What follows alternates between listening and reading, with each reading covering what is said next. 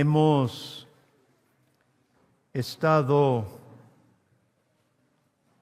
preparándonos para Navidad con salmos. Hemos predicado una serie de salmos mesiánicos, confirmando que Dios muchos siglos antes de enviar a su Hijo había preparado al mundo para la venida de su Hijo. Este salmo tal vez le va a sorprender por qué lo estamos estudiando para Navidad, porque es el salmo más citado en la crucifixión de Jesús. Y sería bueno que usted con su marcador, con su lápiz, marcara los versículos que usted reconoce del Nuevo Testamento en la misma crucifixión de Jesús. Y yo estoy convencido, hermanos, que a pesar de ser escrito por David, no tiene nada que ver con la vida de David. Muchos salmos David los vive y se aplican a Cristo.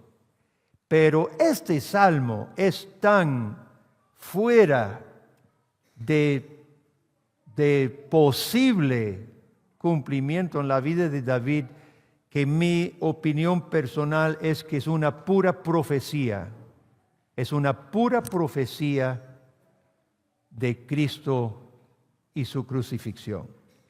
Y vamos a estudiar este salmo en dos partes. La primera parte y la segunda parte. Vamos a leer solo hasta 21 para el próximo domingo concluir. Dios mío, ¿por qué me has desamparado? ¿Reconocen esas palabras? Esos fueron citados en la cruz. Bueno, ya les regalé la primera, ¿verdad? ¿Por qué están tan lejos? ¿Por qué estás tan lejos de mi salvación y de las palabras de mi clamor? Dios mío, clamo de día, no responde. De noche no hay para mí reposo. Pero tú eres santo. Tú que habitas entre las alabanzas de Israel. En ti esperaron nuestros padres. Esperaron y tú los libraste. Clamaron a ti y fueron librados. Confiaron en ti y no fueron avergonzados. Mas yo soy gusano y no hombre, oprobio de los hombres, despreciado del pueblo. Todos los que me ven me escarnecen, estiran la boca, menean la cabeza diciendo, se encomendó a Jehová, líbrele él. ¿Lo reconocen? Sálvele, puesto que en él se complacía. Pero tú eres el que me sacó del vientre, el que me hizo estar confiado desde que estaba a los pechos de mi madre. Sobre ti fui echado desde antes de nacer. Desde el vientre de mi madre, tú eres mi Dios. No te alejes de mí, porque la angustia está cerca, porque no hay quien ayude. Me han rodeado muchos toros, fuertes toros de Basán me han cercado, abrieron sobre mí su boca como león rapaz y rugiente. He sido derramado como aguas, todos mis huesos se desconyuntaron, mi corazón fue como cera, derritiéndose en medio de mis entrañas, como un tiesto se secó mi vigor, mi lengua se pegó a mi paladar, me has puesto en el polvo de la muerte. Porque perros me han rodeado, me ha cercado cuadrilla de malignos, horadaron mis manos y mis pies, contar puedo todos mis huesos. Entre tanto ellos me miran y me observan, repartieron entre sí mis vestidos, sobre mi ropa echaron suerte. Mas tú, Jehová, no te alejes, fortaleza mía, apresúrate a socorrerme. Libre de la espada mi alma, del poder del perro mi vida.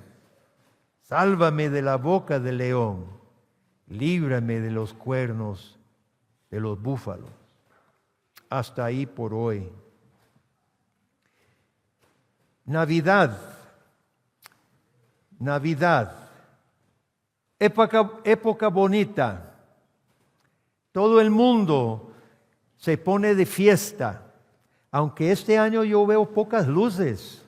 Estábamos comentando, ¿verdad? Yo no he visto tantas luces este año. ¿Qué es lo que está pasando? Pero bueno, la gente se pone de fiesta. Pero hermanos, como cristianos no olvidemos que hay una parte muy seria para Navidad. El bebé que nace para morir. Es el propósito para el cual nace. Tenemos un presagio de lo terrible del nacimiento de Cristo en el mismo Herodes.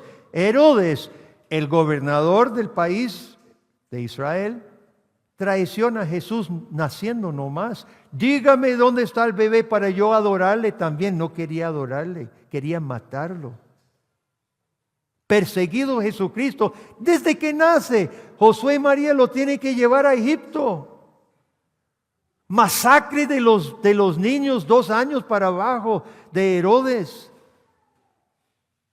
No he venido a traer paz, dijo Jesucristo, sino una espada. Y es cierto, desde que nació. Recordemos que no vino a morir por sí mismo. Vino a morir por un pueblo. Y debemos ser conscientes que Navidad sin la cruz no sería fiesta para el cristiano. Es más, sin la cruz no habría Navidad.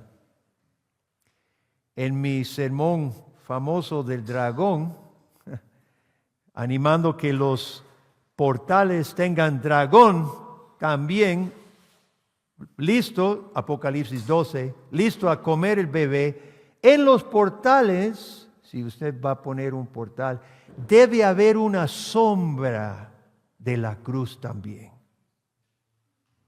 Para que el portal sea bíblico, dragón rojo y la sombra de la cruz. Porque esa es la historia completa. Meditemos en primer lugar en los sufrimientos de Cristo. Los sufrimientos de Cristo están en el contexto de la confianza en su Dios. Al decir, ¿por qué me has desamparado? Sin embargo, mire a quien clama, Dios mío, Dios mío. Jesús sabía que su muerte tenía un propósito, por eso clama a su Padre. No le niega, clama a su Padre, Dios mío, Dios mío. Ahora, aquí miramos la profundidad de su sufrimiento, el terror del castigo de Dios se mira. ¿Por qué me has desamparado? ¿Por qué estás tan lejos de mi salvación? Dios mío, clamo de día, no responde, de noche no hay para mí reposo. En el castigo definitivo del infierno, que Cristo cargó en la cruz, aquí está representado el castigo del infierno sobre Cristo. No habrá socorro. El castigo definitivo. Sin Cristo no habrá socorro. No diga ninguno en el infierno auxilio, porque no va a haber. El horror y el terror del infierno envolvió a Jesús de modo que clamó estas palabras: Dios mío, ¿por qué me has desamparado? Versículo 14 también, he sido derramado como agua y todos mis huesos se descoyuntaron.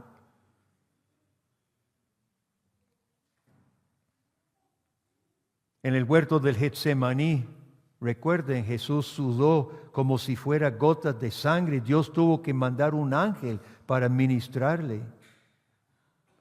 Y en la cruz el juicio de Dios sobre él lo hace estremecerse. Eloi, Eloi, lama sabactane. Dios mío, ¿por qué me has desamparado? Bajo el juicio final de Dios, hablemos infierno, la presencia de Dios para bien. Ojo lo que vamos a decir, porque muchas veces las personas dicen, el infierno es la ausencia de la presencia de Dios. No es así. El infierno será la ausencia de la presencia de Dios para bien. Desamparado. No habrá ninguna de las cosas, los beneficios que disfrutan aún el impío en este mundo. Nosotros todos tenemos algún compañerismo, familia, amigo. En el infierno será la persona completamente desamparada. Habrá mucha gente. Estará rodeado de muchos, sin ningún enemigo, sin ningún amigo. Todos serán enemigos. Todos se odiarán. No pida auxilio porque nadie se lo va a dar. La presencia benigna de Dios que aún en este mundo entre personas no creyentes hay alianzas, hay amistad, hay bondad. En el infierno no. Y por eso Jesús habla de un desamparo completo. Descanso. En esta vida, pues a veces cuesta reposar, pero siempre viene la noche por lo menos y cerramos los ojos y descansamos. Pero ¿qué dice versículo 2? Clamo de día y no responde, de noche no hay para mí reposo. El infierno, una eternidad sin reposo. En fin, hermanos, para no seguir con las bendiciones que disfrutamos todos, ninguna de ellas se disfrutará en el infierno. La iglesia hoy habla poco de la realidad del infierno. Usted ha escuchado los chistes malvados. No, de por sí. Todos mis amigos van a estar en el infierno enfiestados, así que mejor me vaya para allá también. Así no va a ser. Tratamos de forma muy ligera lo que es la realidad del infierno. Y si usted ama un familiar, un vecino, un amigo que no ha confiado en Cristo que soportó el juicio del infierno, si usted lo ama, adviértale la verdad del infierno.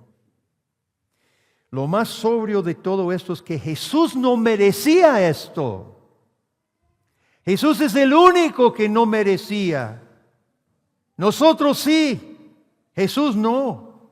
Cuando pensamos en Navidad, hermanos, pensemos en que nace una persona pura. El único hombre que nunca mereció esto. Y para eso Jesús nace. Versículo 6 dice que es gusano ni hombre, un reconocimiento de la humillación del Hijo de Dios, el Hijo de Dios. Acabamos de cantar los querubines, Los serufines le alababan en el cielo. El Hijo de Dios sometido a llamarse gusano y no hombre. Pensemos en esta Navidad, en ese Dios, ese Hijo de Dios, humillado, hermano, a un estado que Él no merecía. El escarnio de los hombres fue severo. Estiran la boca, menean la cabeza, hacían muecas y caras, gestos de burla. Y versículo 8, qué terrible. Uy, hermano, ¿cómo soportó Jesucristo de veras sin llamar a las legiones de ángeles para castigar a aquellos que decían, se encomendó a Jehová? Ahí andaba hablando mucho de Dios, de que lo libre. Yo no sé cómo humanamente Jesús aguantó esa burla tan terrible. Precisamente a lo que estaba pasando, Él estaba cumpliendo por confiar en Jehová. Y le echan en cara que más bien su crucifixión es prueba del abandono de Dios. No pudo ser más lejos de la verdad. Toros y leones, versículos 12 y 13. La fuerza física fue usada contra Jesucristo. Latigazos, golpes, escupieron y lo terminaron clavando. Versículo 16. ¿Qué puede ser más claro? Niños, usted sabe qué es el término horadaron. ¿Qué significa horadaron? Significa perforaron. ¿Con qué perforaron? Las manos y los pies de Cristo, los clavos, cuando lo clavaron a la cruz de Calvario. Hermanos, Salmo 22 nos ayuda a comprender el sufrimiento de Cristo por nosotros. Sufrió traición de parte de los hombres. Se sometió al mismo juicio de Dios por nosotros. Este salmo presenta lo que toda persona recibirá si llega ante la presencia santa de Dios al final de su vida sin la justicia de Cristo. Jesús cargó sobre sí mismo el juicio pleno por los suyos y solo en Cristo, por fe, encontramos un sustituto, un Salvador. Segundo, meditemos ahora entonces en la dependencia de Cristo en su Dios. Aquí observamos la entrega plena de una vida sin pecado para redimir a los suyos y para hacernos, ponga atención, para hacernos a nosotros verdaderos adoradores del Padre tal como Él era. La segunda parte del Salmo, del 22 en adelante, que Dios primero, veremos el próximo domingo, ya resume y termina, ¿verdad? Todo este concepto. Pero aquí necesitamos mirar las palabras de Cristo, la actitud de Cristo en su obra para convertirnos a nosotros a imagen de Él. En versículos 3 al 5 confiesa la naturaleza de Dios. Fíjese que Jesucristo en medio de aflicción confiesa esto: tú eres santo, tú habitas entre las alabanzas de Israel. En ti esperaron nuestros padres, esperaron y tú los libraste. Clamaron a ti, fueron librados, confiaron en ti, no fueron avergonzados. Aquí hay una confesión. ¿De qué? De la historia, ¿cuántas veces lo decimos cada domingo? Los salmos, la Biblia siempre está pensando en el récord del socorro de Dios, la salvación de Dios. Si usted no tiene en su cabeza, hermano, mucho de lo que pasó en la historia de Israel, y usted enfrenta la aflicción con la cabeza vacía en cuanto al conocimiento de la obra de Dios, usted enfrenta su aflicción solito. Porque muchos cristianos fracasan, caen, tambalean ante las aflicciones de la vida tan fácilmente. ¿Por qué? Su corazón no está sustentado, macizado, fundamentado. Aquí lo que Jesucristo expresa. Jesús a los 12 años enseñaba a los doctores de la ley. Jesús fue a la cruz, hablando en términos humanos, fue a la cruz con toda la historia de Dios, su fidelidad, su misericordia, recordando todo ello, alimentándose. Y cuando no pudo más bajo la cruz, que tuvieron que aliviarle para pasar la cruz a Simón de Cirene, y las mujeres en el camino estaban llorando, Jesús no piensa en sí mismo. Les dice a las mujeres, no lloren por mí. Yo sé a lo que voy. Para eso yo vine. No dijo todo eso, pero en pocas palabras. No lloren por mí. Yo voy a mi misión, a cumplir mi misión. Lloren por sí mismas porque viene un desastre en el año 70. Pero por mí no lloren. Jesús estaba tan lleno de la confianza que Dios iba a cumplir lo que siempre ha cumplido. ¿Qué pasa con nosotros en medio de las aflicciones? Decimos, ¿por qué? ¿Por qué? Dios, ¿por qué a mí me pasa? ¿Qué es lo que estamos cuestionando? La bondad de Dios. Dios, ¿cómo usted puede ser bueno y permitir que esto me pase? Porque esto me está pasando, estas circunstancias que a mí me incomodan, no me gusta. Cuestionamos la sabiduría de Dios. Porque en este momento de mi vida me tiene que ocurrir esto. Cuestionamos hasta la justicia de Dios.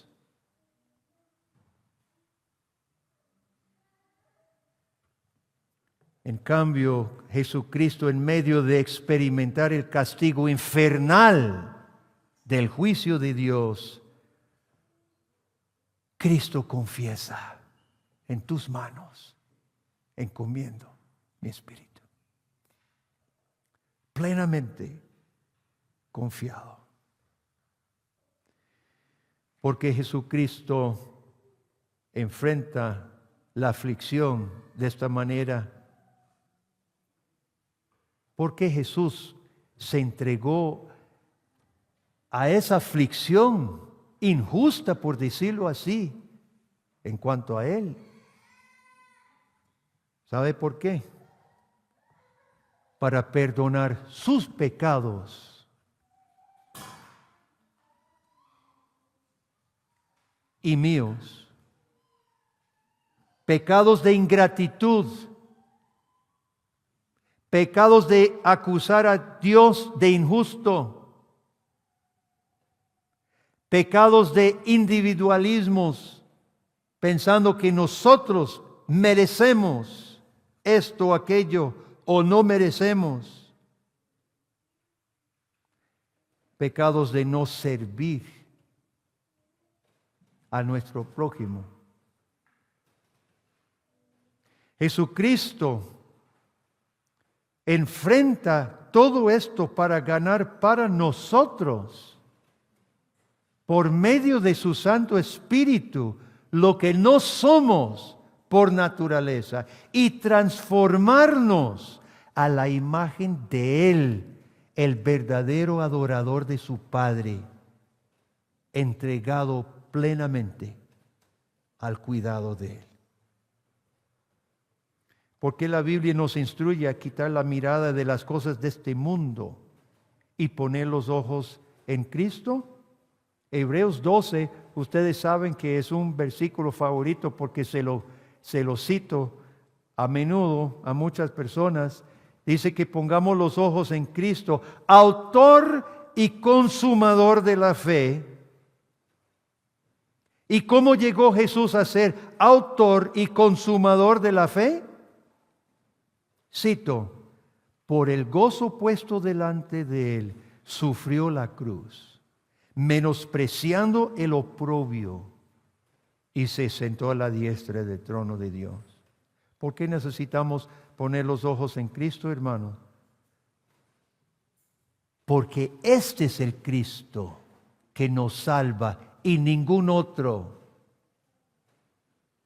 Todos nosotros sabemos que hay cristos falsos. Jesucristo mismo dijo, mirad que no os engañen, porque vendrán muchos cristos en mi nombre.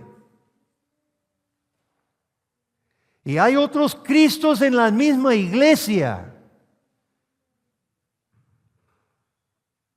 Está el Cristo que yo llamo el Cristo navideño, el Cristo Santa Claus. Usted sabe que hay un decir que a mí no me parece.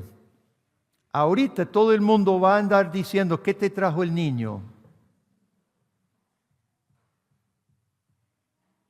El Cristo Santa Claus. ¿Acaso Cristo es Santa Claus que baja por la chimenea y va a dejar los regalos? Muchos están deseando un Cristo Santa Claus. Regálenme lo que yo quiero. Ese Cristo se predica en un montón de iglesias todos los días. Cristo no va a traer ningún más regalo. Cristo es el regalo. Y vamos a andar pidiendo más regalos al niño.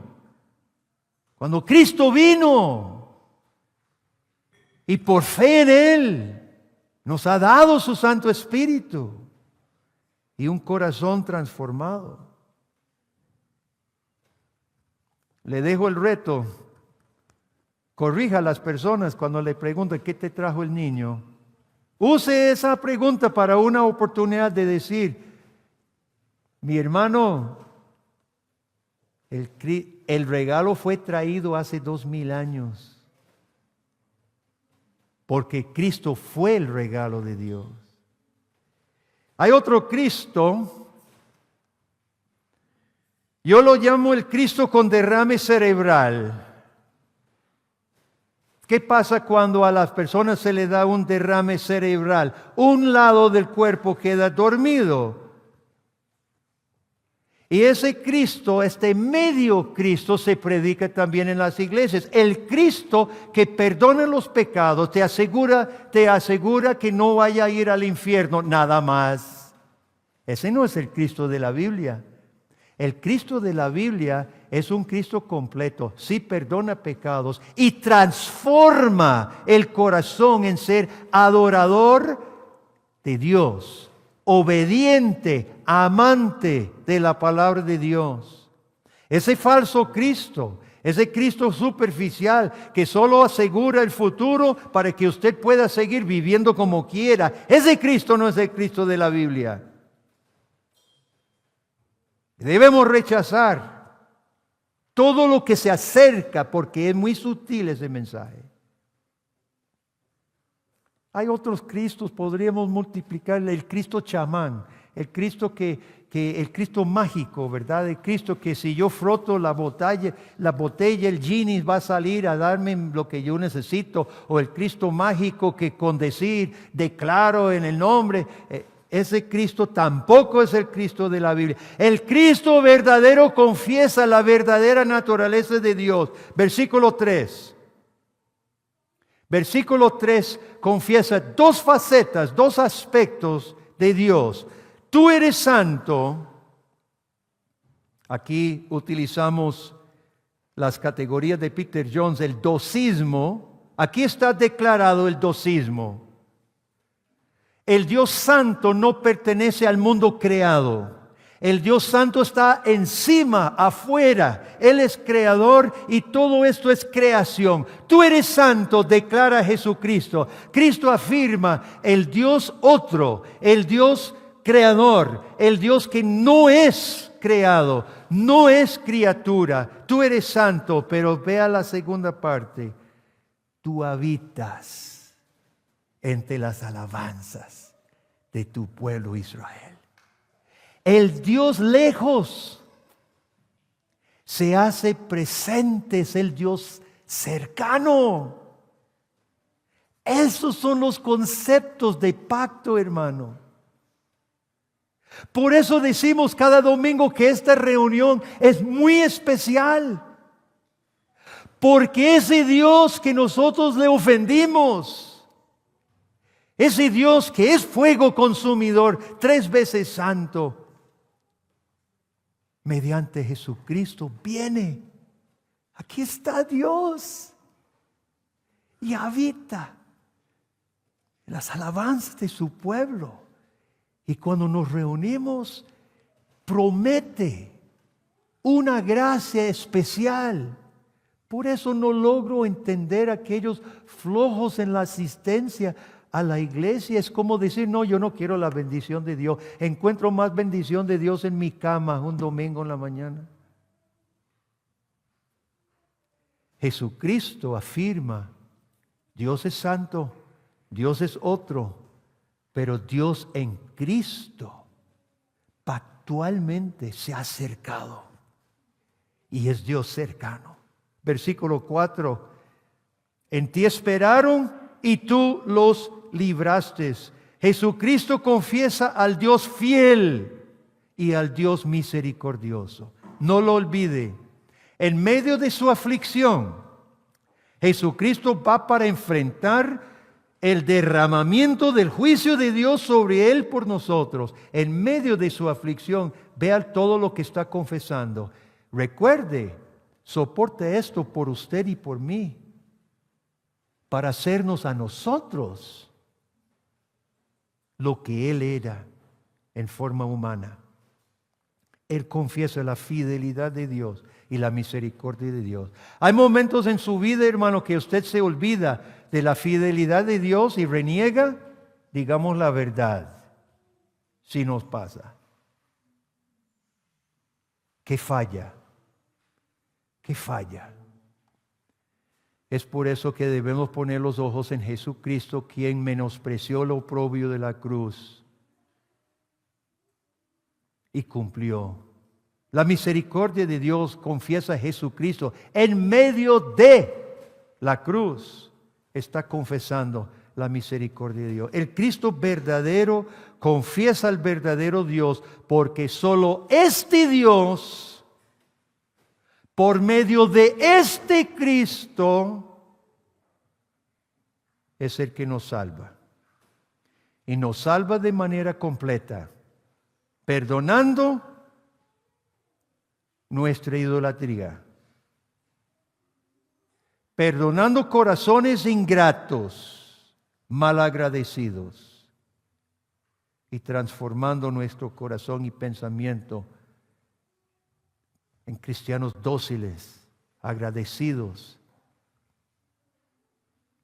¿Qué quiere usted esta Navidad? Empezando con Viernes Negro el mes pasado y llegando hasta el 1 de enero,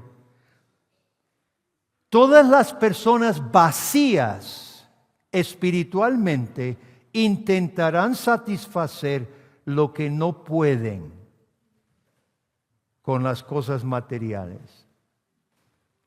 Pero si usted por fe ha visto nacer al que creció y se marchó hacia la cruz del Calvario para cargar sobre sí el castigo que usted merece. Si por la fe usted celebra Navidad cada mañana, al agradecer a Dios por Cristo nuestro Salvador, entonces usted ya tiene mucho más de lo que las otras personas buscan. Usted ya tiene el perdón de Dios. Ha sido reconciliado con su Creador y tiene la promesa de vida eterna. De un Dios fiel, de pacto, de misericordia. Y tiene también entonces al Cristo vivo en su corazón, haciendo una obra progresiva, sí, una obra progresiva, pero profunda. Una obra eterna de moldearlo a usted en adorador verdadero de Dios. ¿Qué más podríamos pedir para Navidad? Si usted tiene a Cristo, el resto será añadidura. Sí, celebremos el 25 de diciembre. Yo estoy a favor. Celebre con familia, celebre con hijos, compartan regalos. Es bueno repartir regalos, repartan regalos. Pero celebremos, querido amigo, como quienes estamos completos en Cristo. Celebremos alegremente, conscientes del costo que Cristo pagó por nuestra celebración. Celebremos agradecidos. ¿Les parece? Amén. Oremos. Señor Jesús, hemos contemplado en este salmo tu camino al Calvario. Gracias por este salmo, porque no todo se pudo haber escrito en el Nuevo Testamento. Aquí hay un ángulo, una faceta, un enfoque importante para nosotros. Señor, en el clamor de diciembre, en las carreras, ayúdanos, por favor, a que no perdamos vista de lo que tu iglesia celebra, la encarnación del que nació para ir a la cruz. Confesamos, Señor, nuestros corazones malagradecidos muchas veces. Nos hacemos la víctima porque olvidamos que eres Dios fiel y misericordioso. También olvidamos lo que nosotros realmente merecemos por nuestro propio pecado. Perdónanos, Dios. Y oramos que el Cristo, el verdadero Cristo de las Escrituras, no solo nos perdone y nos lave los pecados, sino también nos moldee a su hermosa imagen de ser hijos tuyos agradecidos. Hijos tuyos, oh Dios, felices, seguros, amantes de tu gloria. Padre, concede por favor este don, refuércelo en esta época de Navidad en el nombre de Jesús. Amén y amén.